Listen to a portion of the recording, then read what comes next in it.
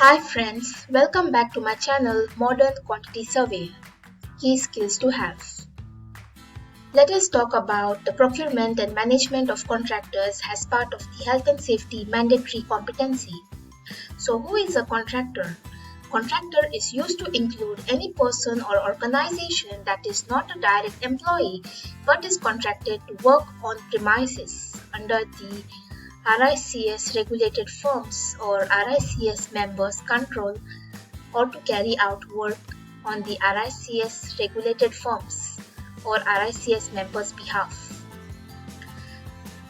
Appointment is by a signed contract which specifies terms and conditions of work, which could be a formal written contract document or a set of terms submitted as part of quotation of work, which is then accepted by way of signature of the instructing party. Before signing any contract or accepting terms, ensure that the specifics of the agreement and scope and liabilities are understood, and if there is any doubt, seek specialist advice. Subcontractors are used for carpentry, masonry, plumbing, or any of the other trades, or even for floor planners, signage erectors, or photographers, although their activities normally present minimal risk. The primary reason for taking on a contractor is normally to obtain a specialist skill or knowledge that a RICS member does not have in-house. And this does not mean that you can delegate the legal duty. Still, the RICS member is responsible for managing the property on site, ensure the work is carried out under their control and does not result in injury or harm of any person. So almost every property professional will at some point engage with or instruct third-party contractors. And to avoid being inadvertently put at risk or failing to adhere to a legal obligation, the management of contractor is to be viewed as a necessary and important task for any RICS member. Let's look into the obligations of the RICS firms and members when managing contractors so that they can ensure safe working practice and minimize risk and liability. So the owner should always provide in a timely manner hazard information relating to the property which the contractor is expected to work, such as asbestos containing materials or peculiarities relating to plant and equipment. Also, RICS members may be involved in the procurement, instruction, and management of a variety of contractors. The person instructing the contractor should be thinking carefully about what the work will involve and if the contractor is competent, and also make adequate arrangements in place for monitoring and controlling of the work. The principles of good procurement, there are 4 requirements. First thing is to ensure that the contractor is competent. Second is the membership of a professional body, the insurance and references. Let's look into each one of these. To make sure the contractors are competent, this is done by evaluating the professional qualifications, skills and experience, and to make sure that the contractor can demonstrate they have adequate arrangements for management of health and safety. The membership can be with any of the trade bodies or the professional bodies, and this is a good indication that the contractor is suitable for this type of activities. For example, when you work with gas or electrical equipment, even you need to make sure that the individual is competent, and for example, he has a specific competency requirement like working at height or working with gas or electricity. Insurance, obviously all the contractors need to have adequate insurance because of the high risk of the construction industry, and this includes employers' liability, casualty insurance, public liability and professional indemnity insurance, and the amount required will be proportionate to the scale of the contract. References could be from other current or recent employers, and this gives confidence the contractor is able to deliver a good standard of work, and make sure the references provided are recent, that is at least within the last 12 months.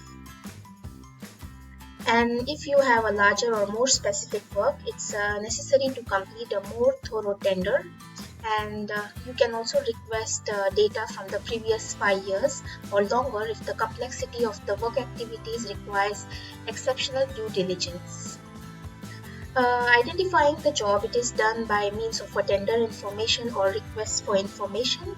You need to include as much as detail as possible, and also the inherent hazards or the site rules which have to be adhered to, so that the contractor can do the work safely. Management of contractors, also there are some approved contractor list which the RICS regulated firms can use, and these include the list of contractors who have been checked for their competence. The arrangements for managing subcontractors, now for larger jobs you still need subcontractors, and the main contractors, they may have to simply increase the number of workers available.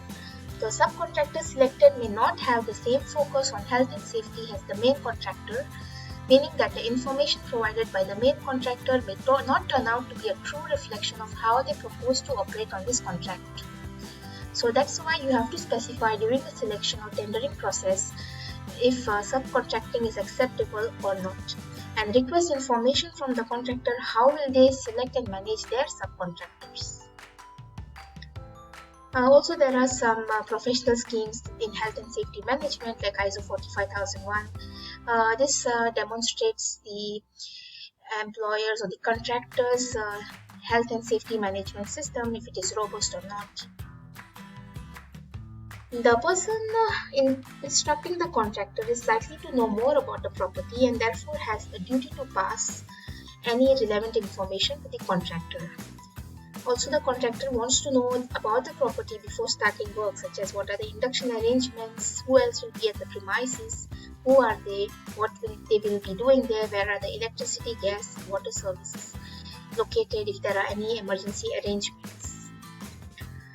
And also try to clearly define health and safety responsibility with the contractor in advance, as in some cases they may have an impact on time or cost. Now, other considerations are so that you cannot make sure that others will not be put at risk are interaction with other occupiers, disposal of waste, emergency arrangement, hours of work, maintaining fire escape routes, minimizing noise, dust, and unpleasant odors, also reporting of accidents, storage of material, and site security. Before any work is permitted to begin on site, complex risk assessment and method statements should be requested from the contractor. So a method statement is a step-by-step instruction of completing the work, and this document should also be site and job specific. Usually it includes the setup or site setup requirements, safety arrangements, emergency arrangements, risk assessment reference, and also any documentation or any checks which have to be carried before leaving the site. The RICS member's responsibility is to ensure contractor has considered the relevant risk and applied controls that are appropriate for the site and for the work. Also, if there are some occupiers, usually they could raise objections. So this also has to be addressed in advance, and so that the work can be carried out smoothly. And if you have any occupiers, you need to communicate with them, such as the impact on the building services or utilities, or if there are potential noise, dust or fumes, so that complaints can be reduced. Make sure others will not be put to risk. Also, you need to reinforce certain restrictions or temporary changes with on-site signage. And third parties should be notified of some works, and the permission should be sought for the following. In case of isolation of utilities or services which affect multiple tenants, requires the permission of block manager or head leaseholder, presence of children on the site, location of pipes and cables which could be damaged during the work, any lack of lighting. Also, if you have limited knowledge about the hazards, this needs to be communicated to the contractors so that they can investigate and proceed with appropriate precautions, and time needs to be allowed for investigating surveys such as asbestos despite the impact on the program. Lastly, monitor the work. You need to have arrangements for the ongoing monitoring of the work, including correct use of materials, regular meetings, site visits, or any methods necessary to supervise the work effectively. And if it's a new contractor, It means you need to have a greater oversight than a contractor who is familiar with the property and the work, and who has demonstrated safe and effective working methods in the past.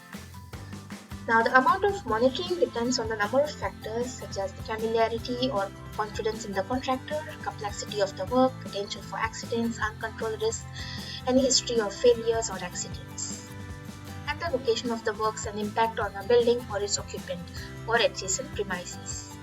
So when monitoring, you need to do the inspections or audits, and you can ask for the risk assessments, permits to works, individuals working on site, if they are competent, if there is management supervision, if the site rules are being followed, if there is segregation of work areas, there is waste management, and proper storage of equipment. So it is advised that any monitoring is recorded as evidence of an active contract management process. Now, while monitoring, if you observe there are poor practices, you should take action which is proportionate to the level of risk. And again, this means you need to increase the monitoring to ensure standards are then maintained.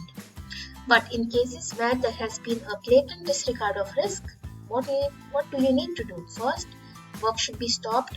Second, the area should be made safe. Third, the contractor should be removed from the site. Then ensure the risk from contractors' activities are controlled and coordinated. So cooperation is necessary to ensure safe working.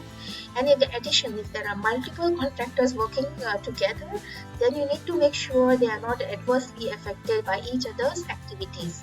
And this you can do by means of proper communication between the contractors, coordinate activities so they are able to work safely, and also assist them to resolve any health and safety issues and implement the control measures. Also ensure coordinated fire or emergency evacuation procedures. So here cooperation and coordination is the key if you have several contractors. Now, the site rules always need to be specific to the property, and this is general, like using the barriers, segregation of work areas, keeping the exit routes clear, keeping the workplace tidy, also emergency procedures, assembly and point locations, and also availability of documents like risk assessment, proof of competency, and supervision of works. Now, if the work is carried out in areas of high risk, we need to make sure there is the permit to work document ready as part of the control process. And different types of permit to works are there. For example, hot work permit, working on the unprotected roofs, working with high voltage electrical equipment, work involving asbestos, and so on. Then lastly, review the arrangements. On completing the work, it's recommended that the person who instructed the contractor reviews the arrangements in order to establish whether any lessons can be learned from the process and whether any changes are needed to the arrangements for the selection and control of contractors. So to recap on the management of contractors, first, you need to assess the competence of the contractors by taking references from previous clients, check their membership with the appropriate trade body, and also check if the contractor has adequate insurance in place. Also provide information to the contractors where there are significant hazards associated with the work, and make sure the appointment is confirmed in writing, whether a letter or a formal contract. And lastly, make sure arrangements are in place for monitoring the works and reviewing contractors' performance. So, friends, at least learn one competency a week. Are you ready? Thank you. Please subscribe to my channel.